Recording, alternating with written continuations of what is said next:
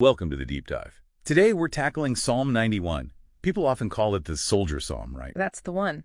And our sources, well, they present it less as just a hopeful prayer and more like a tightly written contract. A contract for divine security. That sounds pretty intense. And there's a crucial point for you, the listener, right at the start. Yes. It's that this amazing total protection. It's absolutely conditional. Strictly conditional, not automatic. Not at all. So our mission today is really to figure out what is that condition and why does meeting it unlock these huge, almost unbelievable levels of safety? Okay, let's dig into that foundation, verses 1 and 2. It says, the promise is for the one who dwells in the secret place. What does dwells really mean here? Is it like a constant effort? Well, the language implies something permanent, like taking up citizenship, not just popping in when there's trouble. So a fixed address, spiritually speaking. Exactly. If you choose to live there, the text says you automatically abide under the shadow. It's a consequence of dwelling. And then it immediately uses two specific names for God. That seems important. Very. You get El Elyon, the Most High that speaks to his supreme authority. Nothing ranks higher. Okay. And then Shaddai, the Almighty, usually understood as the all-sufficient one, the power source. So why both? Yeah. Is it like covering all the bases? Supreme authority and limitless resources. That's how the sources frame it. By choosing to dwell, you're covered by El Elyon's sovereignty. No one can overrule your protection. And by Shaddai's power, the resources for your safety won't ever run dry. You choose intimacy, you get the full package. Right. So that's the condition, the requirement. What about the payout, the actual protection? It sounds like it covers, well, everything. 204 sets. It's incredibly detailed. Verses 3 to 6 contrast different threats. You have the snare of the fowler. Which sounds like hidden traps, deception, right? Things you don't see coming. Precisely. Calculated hidden malice. Then it contrasts that with the arrow that flies by day. Okay, so that's the opposite. Open danger, visible attacks, conflict right in front of you. Exactly. And the promise is immunity from both. The hidden scheme and the direct assault. The image used is being covered under his wings. Very encompassing. Yeah, that's a powerful image. But then verses 7 and 8, this is where it gets almost hard to believe. It is pretty staggering. It's not necessarily saying you'll avoid disaster altogether, is it? It's more like being preserved right in the middle of it. 1,000 may fall at your side. It shall not come near you. That's the core of that promise. You could be standing right there in the zone of calamity, but you're preserved.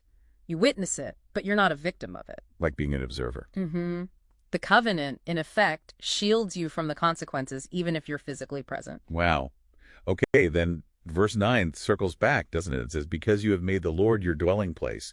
It restates the condition. It does. It reinforces why these promises apply before introducing the next level, angelic protection. Ah, the angel detail. Verses 11 and 12, it says, angels are given charge over you. Yes, commanded to guard you in all your ways.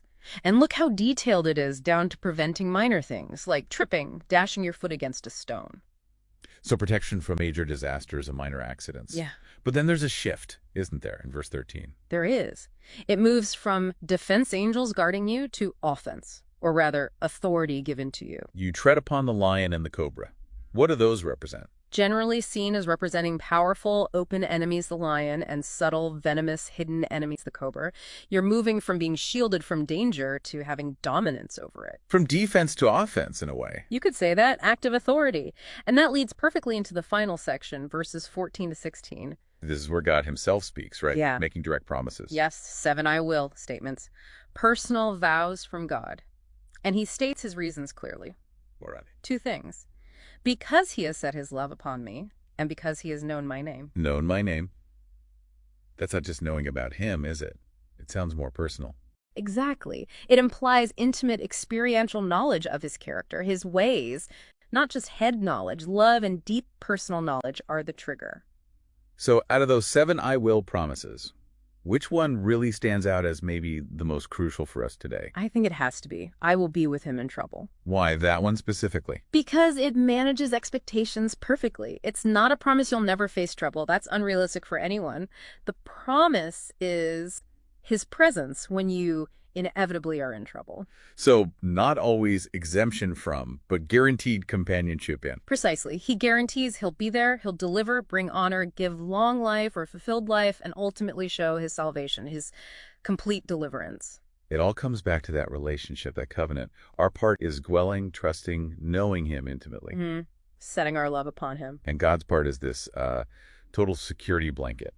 Angelic guards, personal presence, ultimate deliverance. It's a two-way street defined by intimacy, which really leads to a final thought for you, the listener, to chew on. If the ultimate satisfaction promised here isn't necessarily a life free of problems, but rather God's guaranteed presence in the midst of those problems, how does that change what you're actually looking for? What does a truly satisfied life look like if its foundation is that promise of I will be with him in trouble? Something to think about.